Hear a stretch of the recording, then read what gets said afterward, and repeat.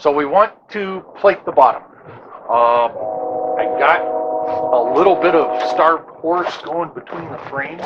So it starts out high and then it goes in a little bit. Most of it isn't too bad. I think we could fill it with weld, but I'm not positive. I started cutting this. I got about 8 feet of it done and kind of placed up there. And I noticed that there was about 3/8 at the worst possible point. Well, it wasn't even 3/8. It was probably closer to a quarter. And I could fill a quarter. Hell, Sarah can fill bigger than that. But probably should try to fit it better. The plates are 61 inches wide, right? And I noticed that across the transom, we're going to have to trim it to beat this chine, but only for a very short distance. I think even by the time we get here, we're far enough away that it is, yeah. So we're just going to have to like trim an edge to fit it there. Then whatever the length is what the length is. We just go forward and leave it straight. Then the next plate will get butted up to that and more complicated out here. Anyways, the thing is getting the plate under here. We can't, with all the frames and stuff in the way, we can't really just lift it up off there and slide it under here. So we're going to have to figure out a way of getting the plate lifted out of the rack and slid in here. Then using the 10-foot spreader, I'll weld lifting tabs. Tack on some lifting tabs to the inside of the plate. Get the 10-foot spreader in here. Drop the chains from the spreaders to these lifting tabs. Either cut a hole in our tarp up there or move the tarp so that we can make the lift and see if we can pull it up tight. Thing is nobody gets underneath this plate for any reason. Absolutely. I've had lifting points break on me before. I'll do a better job. But I've had them break before, and 1/4 inch, 5 foot by 10 foot, 1/4 inch plate will squish you like a bug. It'll squirt out the other side. So nobody gets under it for any reason, including the camera guy. Your mother would kill me if I squished you. Well, she'd be annoyed anyways. So I know that the transom is square to the heel, but when I took a look at it in CAD, I realized that because it slopes up, that I can't just take a flat piece and it's going to fit. It will be short there, so we'll have to do some kind of straight cut here. The starved horse cut down this direction, which still annoys me that I got to starved horse. I don't think the fish will notice.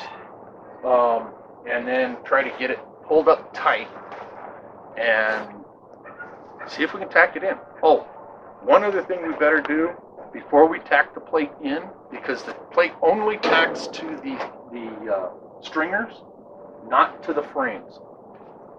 But I think I better double check all the tacks to make sure they're heavy enough to hold the plate in place. Because I was just kind of going while I was getting them in. So, first things first. How in the hell are we going to get this plate under here?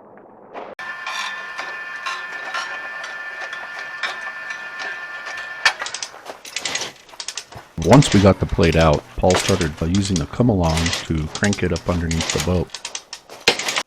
In the meantime, I started removing one of the legs that was in the way and was too narrow to get the plate completely underneath. Yeah, there's another method. What's that? Go back my truck up over there and help the chain to lift. I was thinking of that. You go get a truck.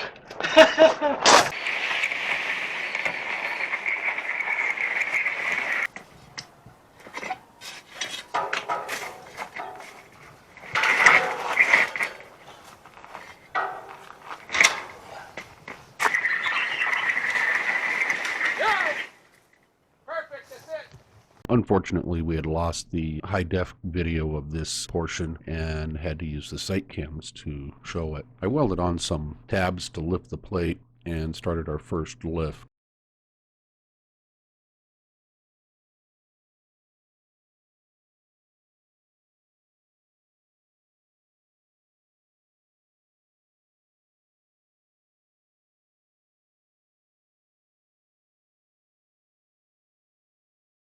Right in here, you'll see the aft tab had broken loose.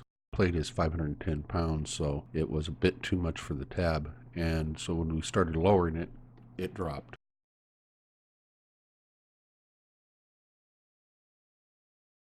Once I re-welded on the tabs, we performed a second lift and it went well.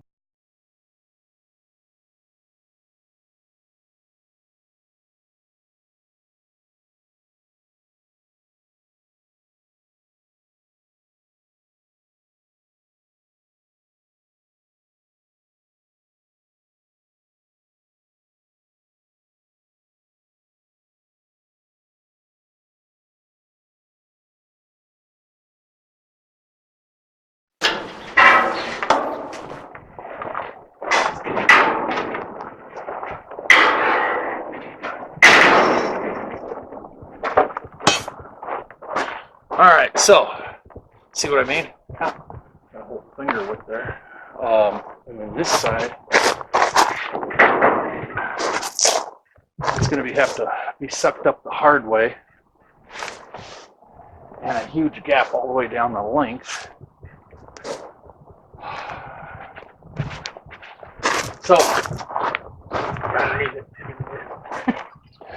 getting it up there isn't so bad.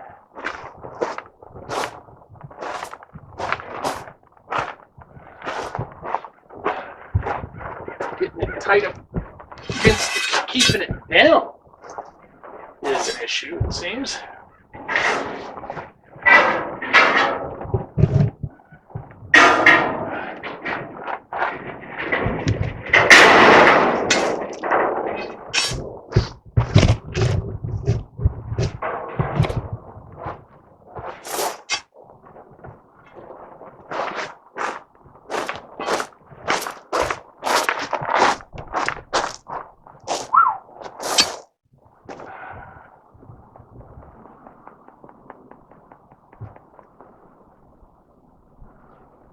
All right, let's just step away for a second.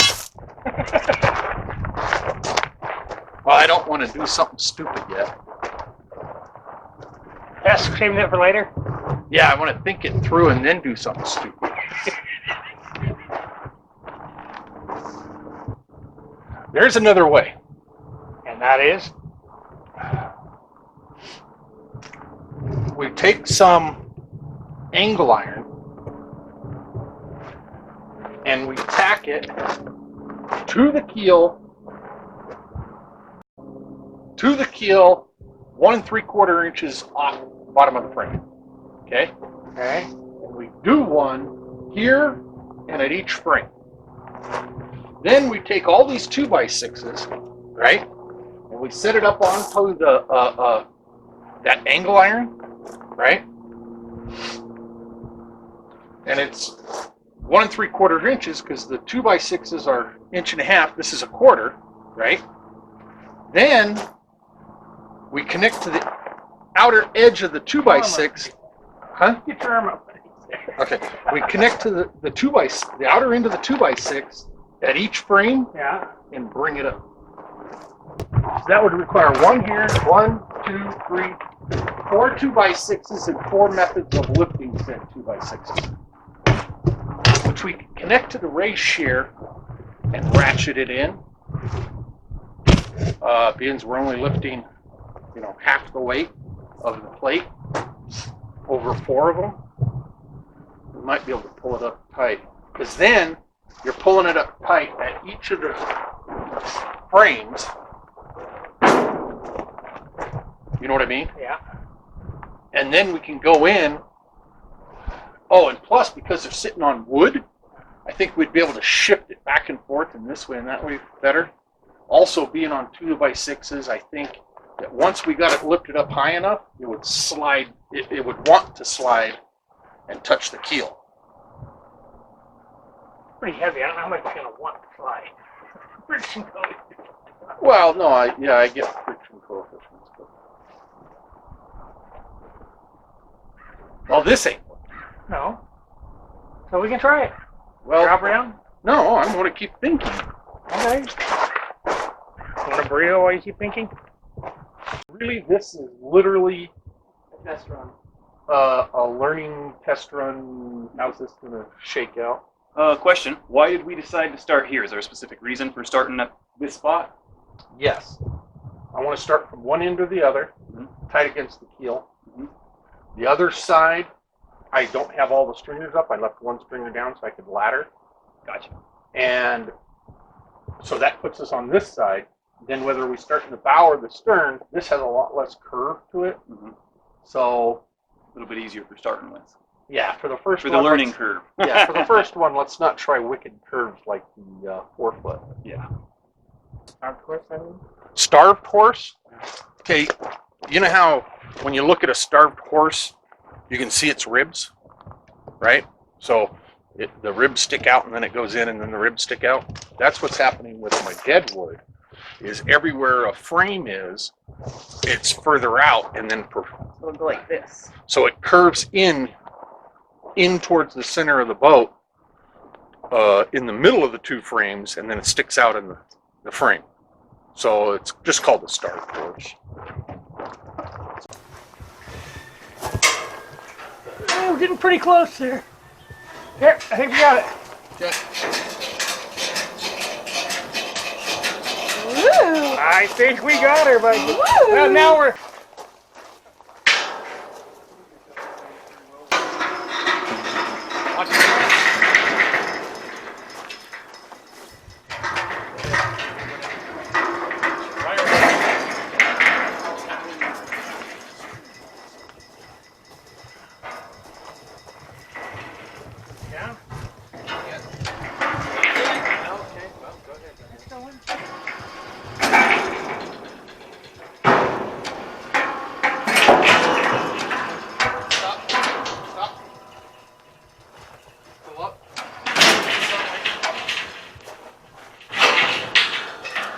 Yeah.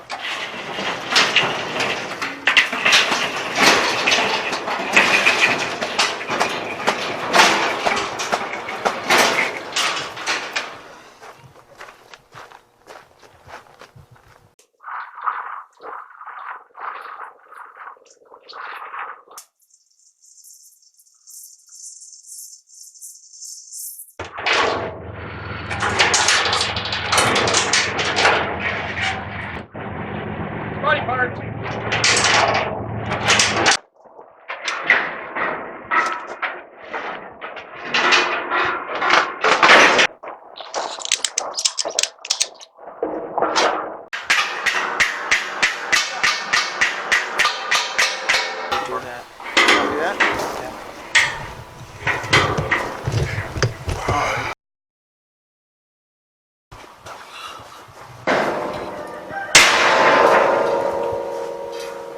Oh no, stop. Stop. One hit. One hit wonder. Hit it again.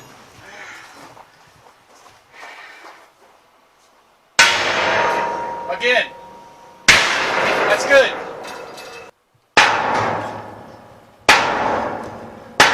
Right there. Down. You gotta drop the crane, yeah. Down. And close it back up. Now it's damn near perfect. All right. Here's what we're gonna do, Sarah. Yep. Get your welding gear on.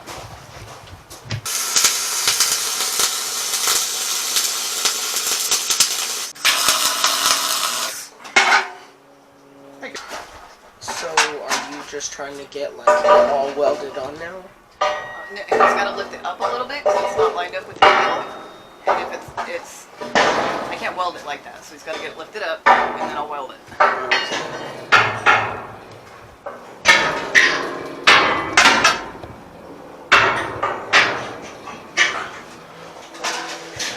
Okay, sir. You're gonna need a me up in there. I'll pull it into place.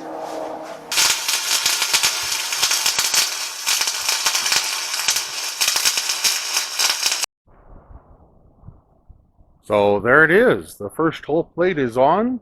I'm very happy with how fair it is. It's got a good curve to it. I don't see any funny lumps or bumps. And it looks good, so I'm happy.